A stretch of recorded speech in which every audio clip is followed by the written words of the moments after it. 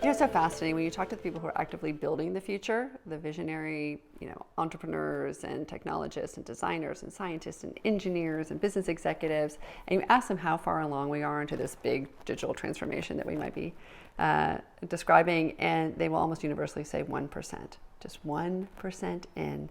Right? There are people who have postulated that retail will change more in the next 5 years than it has in the last 50, or that society could change more in the next 50 years than it has in the last 300. I mean, even if you're off by 100 years, that's a pretty significant change when you imagine how every single industry would be transformed by that. Ray Kurzweil of Singularity University and Google fame has even suggested that we might be on the precipice of 14 internet-sized revolutions.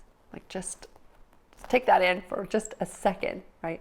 So the reality is that we are very, very early days, and how much it's going to transform as technology and culture and information continue to advance exponentially. So the question is, what does that look like? And the way I think about it is that we're no longer in an industrial era. That was formed by industrial innovations that formed very specific framing around how we do our work and what kinds of societal structures that we built around it, but we are now shifting so exponentially into this other place that I now describe it as a productivity revolution. Instead of the fourth industrial revolution, we're heading to the exponential, maybe first productivity revolution, which presents all kinds of new opportunities about how we will structure and create value and distribute that in different ways as we move forward. And so the question is, how quickly, where are we on that exponential curve? And many of my colleagues believe that we're right at that inflection point, right? By 2023 and by 2025, we will have hit this giant shift.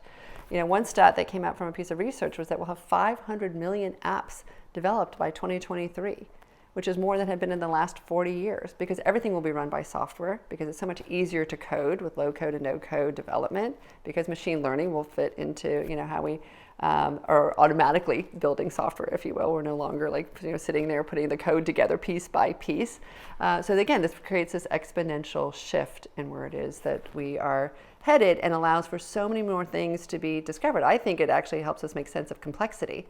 Right? As we start to imagine that we get to learn so much more about how the world works, and we get to put it together in more sophisticated ways, we'll be able to break through things that we haven't been able to break through before in our understanding of how to create energy and distribute energy, and how to think about science and medicine and healthcare, how we think about mental health and how the brain works, right? How we think about how money flows into our economy and how it can be distributed potentially differently. These all get to be reinvented when we can look at the data and we can see how they interplay in much more sophisticated ways. We can create more with less and distribute it hopefully much more effectively than we have in the past. That's the promise of the future.